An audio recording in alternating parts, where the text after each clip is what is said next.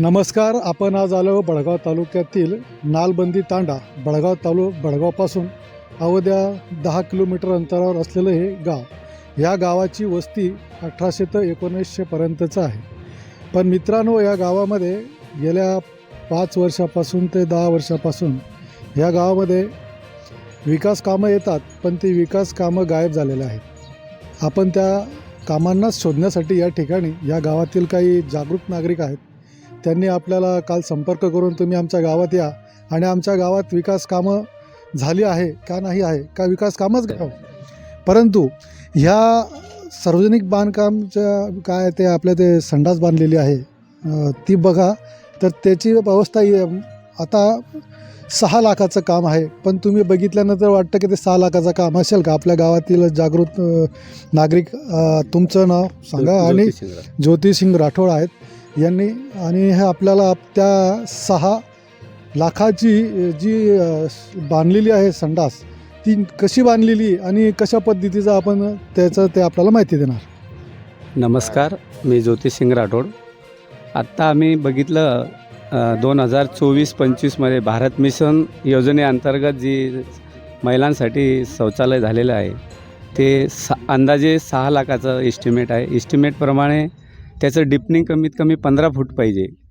तसं काहीच केलेलं नाही. कमोड बसवलं आहे, त्याला आउटलेट नाही, कुठं नळाचं कनेक्शन नाही आणि ते वापरण्याजोगे पण नाही. त्याने फक्त एक छोटंसं हौद बांधलं आहे, तिथं पाणी टाकीवरती पाणी पाहिजे. त्या हौदचं काहीच उपयोग नाही.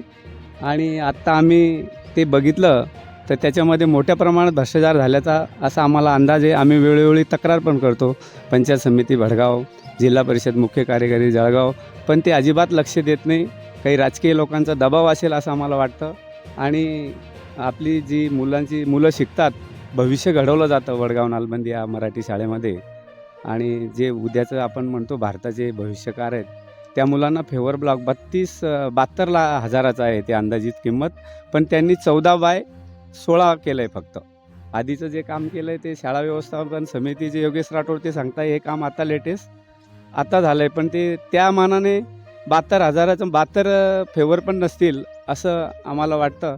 आणि एक खेदाची गोष्ट आहे, याच्यावर शासनाने जरूर गांभीर्याने लक्ष घालून याची चौकशी करावी अशी सर्व गावकऱ्यांची मागणी आहे. धन्यवाद. हे जे आपल्या गावामध्ये शाळेमध्ये जे फेरब्लॉक लावलेलं आहे, ते फेरब्लॉक नुसती काय ते काय 1-2 ब्रास लावलेले फक्त, आणि ते इस्टिमेट आहे 72,000 रुपयाचे.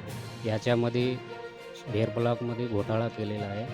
आणि जी आपली शाळाची दुरुस्ती आहे ती दुरुस्ती आहे 1 लाख रुपयाची. त्याच्यावर फक्त स्टाईल वगैरे बसवलेले आणि रॅम वगैरे आणलेले, फक्त एक कलर मारून दिलेले. बाकीचे रॅम जे आहे ते पहिलेचेच आहे, त्याच्यावरती कलर मारला आणि 1 लाख रुपयाचा घोटाळा केला. बघा, शासन पैसा देतं पण ठेकेदार काम करतो का. त्याच पद्धतीने या ठिकाणी सार्वजनिक मुतारी आहे. त्या मुतारीचं दुरुस्तीसाठी एकूण रक्कम 85,000 केलेली होती. पण 85,000 सारखं त्या ठिकाणी सुद्धा काम झालेलं नाही. पण ती बंद अवस्थेमध्ये आहे. मित्रांनो, बसता येत नाही संडासीला, त्यांच्यासाठी आपण कमळ संडास बांधतो. पण त्या ठिकाणी फक्त कमळ बसवलेलं आहे. त्याला कोणत्याच पद्धतीची त्याला ज्या सुविधा असतात त्या पद्धतीच्या सुविधा कमळला नाही. वरून प्रेशरसुद्धा पाणी येत नाही, पाणी बंद आहे. आणि ग्रामीण भागातल्या नागरिकांना ह्या पद्धतीचं जर शासन प्रशासन मदत करत असताना काही ठेकेदार फक्त कोणी शासकीय जे कर्मचारी आहेत ते इथं येऊन कोणी लक्ष देत नाही आणि फक्त फक्त दबावात आणून देता बस. या गावात या गावामध्ये आपल्या गावामध्ये तलाठी ग्रामसेवक यांचं याबद्दल तुम्ही माहिती घेतली तर त्यांनी तुम्हाला काय सांगितलं. नुसतं देणार ते आमच्या ग्रामसेवक मॅडम तर त्या आपलातून उत्तर देतात. आत्ताचीच गोष्ट 26 जानेवारीला जी ग्रामसभा झाली त्याच्यामध्ये काही ठराव मागितले त्यांना, पण आजपर्यंत त्यांनी प्रोसिडिंग केलेलं नाही तयार. कधीच त्यांचं प्रोसिडिंग तयार नसतं वेळेवर. त्या बोलल्या ग्रामसभेत आश्वासित पण केलं त्यांनी की आम्ही 2-4 दिवसात देऊ बा. आम्हाला 1-2 विषय होते आमचे. एक आमचा मुख्य विषय की रेशनिंग, आमचं जे रेशनिंगचं मुख्य केंद्र आहे ते खालच्या गावात आहे, ते जवळजवळ 1.5 किलोमीटर अंतर आहे. आणि आमच्या गावातले 90% कार्डधारक आहे. पण ते कधीच त्यांना वेळोवेळी सांगतात की बाबा आम्हाला ठराव द्या, तुमचं सबसेंटर इथं करा. पण ते काहीतरी उडवाउडीचे उत्तर देऊन लोकांना टाळतात. गरीब माणसं तिथं जातात घ्यायला, ज्यांच्याकडे काही व्यवस्था नाही दळणवळणाची. मग त्या लोकांनी जातो कुठं असे जाब विचारले जातात. पण तो रेशनधारक जो आहे तो दबाव आणून तो विषय तिथं खंडित करतो आणि लोकांना खरंच काहीच नाही मिळत. उत्तरं कुठल्याच प्रकारे जे सदस्य आता सदस्य आमच्याकडे ग्रामपंचायत विद्यमान सदस्य आहे, त्यांचे पती पण आहे, त्यांना तर काहीच माहीत राहत नाही. अशा प्रकारे भयानक लूटमार चालू आहे या वडगाव नालबंदीमध्ये. आणि तो सरपंच म्हणजे त्याच्या पद्धतीने ती ग्रामपंचायत चालवते. मॅडम वेळेवर कधीच नसतात. आज आल्या सोमवारी डायरेक्ट दुसऱ्या सोमवारी अनकंटिन्युटी असते. काय कामं असतात बरं. सरपंच गावातले सरपंच आहे, पण ग्रामसेवक बाई राहते पाचोऱ्याला. अनकंटिन्युटी सोमवारी आली तर डायरेक्ट येईल मग दुसऱ्या सोमवारी. असं कसं चालेल. लोकांचे दाखले असतात, कोणाचे काय असतात. तलाठी सज्जाच नाही, तर तलाठी तुम्हाला कधीच दिसलेलं नाही आजपर्यंत. तर तलाठी कधीच येत नाही. वडगाव नालबंदीमध्ये तलाठी मला आजपर्यंत दिसला नाही. आमचे काही कामं असले गावाचे ते त्यांना तालुक्यावर जावं लागतात. आणि जी शिपाई भरती झाली आमच्या गावामध्ये, जो आधीचा शिपाई होता विहित वयोमानानुसार तो सेवामुक्त झाला. मग त्याच्यानंतर जी शासनाची पद्धत आहे की तुम्ही शिपाई भरती करताना गावामध्ये दवंडी द्या, जाहिरात द्या आणि मग शिपाई भरती करा. गावातले किती लोकांचे अर्ज आले. पृथ्वीराज दगडू म्हणून त्यांचा अर्ज 2023मध्ये झाला होता की मला शिपाई पदासाठी मी अर्ज करेन.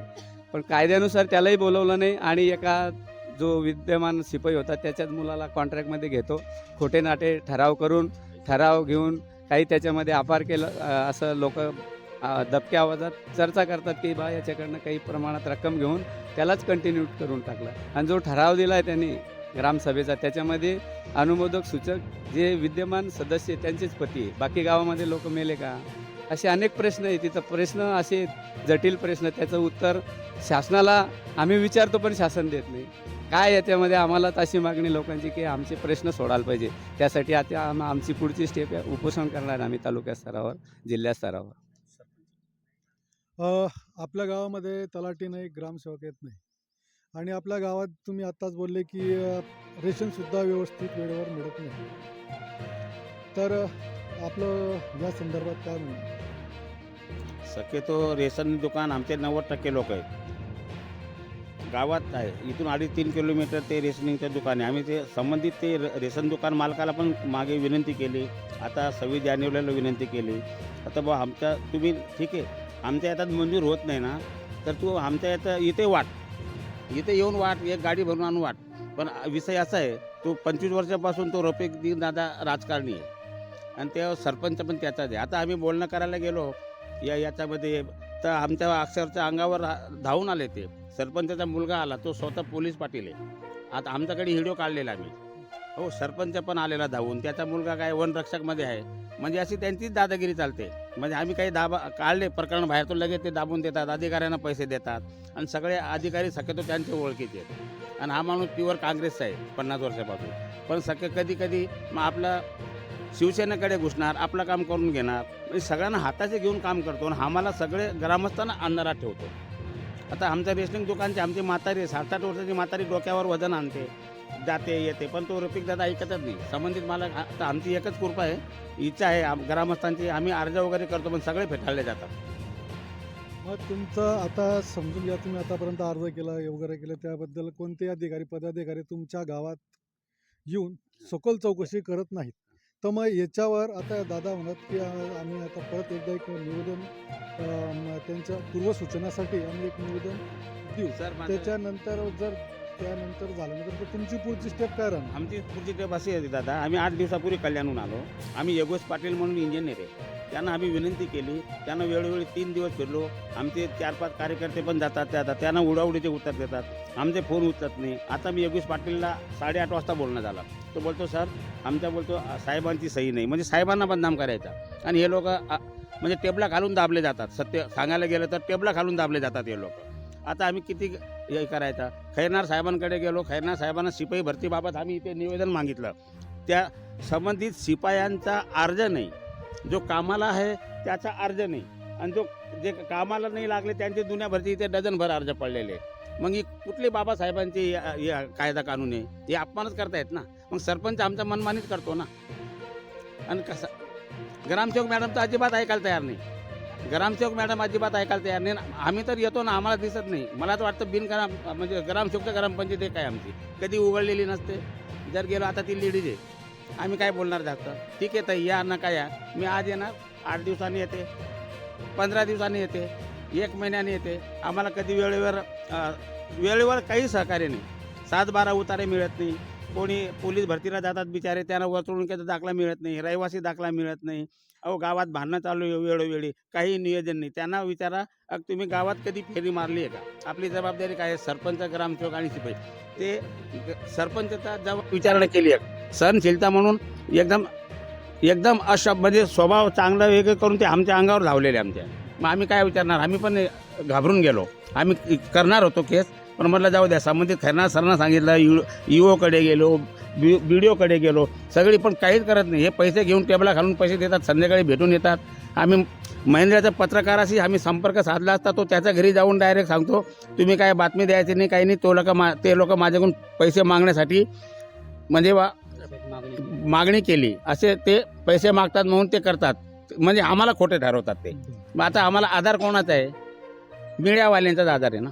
हां, दुसरा काय. आता तीच विनंती करतो मी कळकळीची, आम्ही सगळे ग्रामस्थ मंडळी, याच्यावर काहीतरी तोडगा काढा. आलेलो आहेत बघा अंगणवाडी शाळा. ही जी पायरी आपल्याला दिसते मित्रांनो, या पायरीला 1.5 लाख रुपये खर्च करण्यात आलेला आहे. 1.5 लाखाची पायरी. दुरुस्तीसाठी किती केलं होतं आपण? याला मंजुरी किती होती? 1.5 लाख रुपये मंजूर केले. फक्त पायरी बसवली आणि तिची अवस्था बघा, खिडक्या पण तुटलेल्या आहेत. आत्ता खिडक्या तुटल्या आहेत, दुरुस्ती करून सुद्धा खिडक्या तुटल्या आहेत. फक्त दुरुस्ती तर केली नाही, फक्त 1.5 लाखाची पायरी बांधलेली आहे. संबंधित 1.85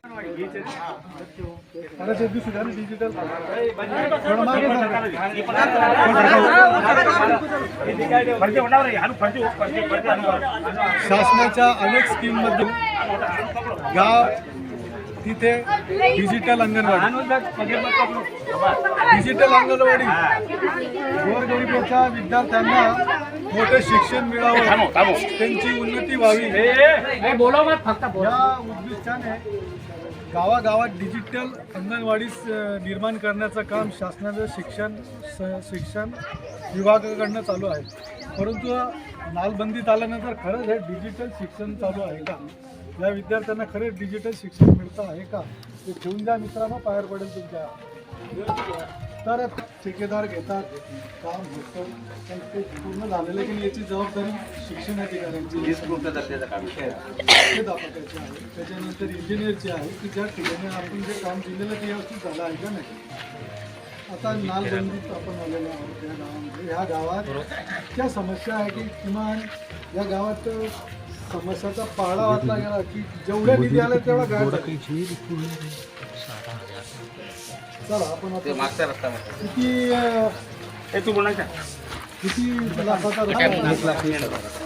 1 लाख रस्ता आहे.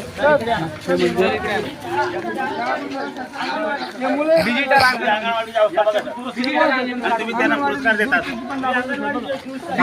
किल्लीच्या काही 52,000 वस्तू डिजिटल अंगणवाडी शाळेतले विद्यार्थी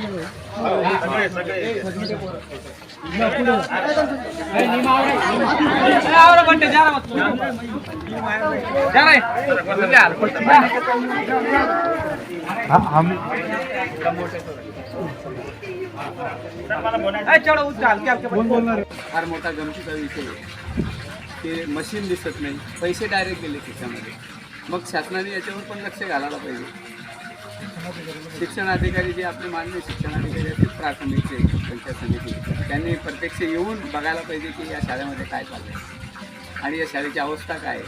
आत्तापर्यंत आता वाजले जवळजवळ 11:30 तरी पाणी चालू आहे. आणि हा ग्रामपंचायतचा शिपाई काय करतो किंवा वॉटर सप्लायचा किंवा असेल पाणी सोडणारा तो काय करतो आहे आत्तापर्यंत चालू आहे. लोकांना पाणी बहुतेक तालुक्यामध्ये दुष्काळ असतं, 8-8 दिवसांनी पाणी मिळतं, पण या नालबंदीमध्ये अजून पाणी बंद करायला नसतात. नुसते पगार घेतात, 7,000 10,000 घेतात. काय करतं हे ग्रामपंचायत किंवा व्हिडिओ साहेब आपला मॅडम ग्रामसेवक मॅडम याच्यावर पण त्यांनी एक सायकल आहे इथं कधी कमीत कमी 3-4 पाहिजे आणि जी आहे ती बी पण बंद आहे, ती कधी चालवलेली नाही, कुठं कचरा घ्यायला जात नाही आणि याच्यावर जवळ लाखो रुपयाचा निधी वाया जातोय. कचराकरण 1,34,000 1 लाख अंदाजे त्याची किंमत 1,34,000 रुपये काढले. बघा कचराकरण बघा प्रत्यक्ष बघा या आणि आपल्या कचरा दादा पण आले. संकलन करण्यासाठी जिल्हा परिषद जे मुख्य कार्यकारी यांनी पण लक्ष घालायला पाहिजे. धन्यवाद. घोटाळा थांबवा तर कुठून थांबवा आणि कसं थांबवा या संदर्भात कचरा विलगीकरण करण्यासाठी 1,34,000 रुपये रक्कम खर्च करण्यात आलेली आहे. खरंच 1 लाख रुपये खर्च झालेले आहेत का? हा फार प्रश्न आहे. म्हणजे नेमकं ग्रामपंचायत सदस्य, ग्रामसेवक, तलाठी यांनी ह्या गावाकडे कोणत्या पद्धतीने तुम्ही विकसित काम